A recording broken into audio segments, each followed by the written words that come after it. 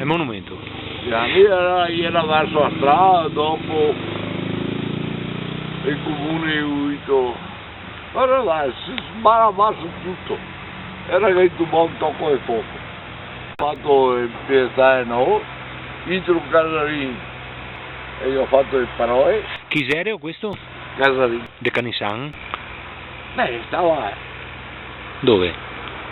la camera vecchia, io non c'era. Vicino all'osteria? Per dire. Non era osteria, no. Era io ho portato un tocco di marmo e io che ho fatto tutto i nomi scritti col martello, mi erano bocce, erano e a suo mestiere. Ma mi stai? Ho lavorato da lupato qua a Pescaio, ma mi stai.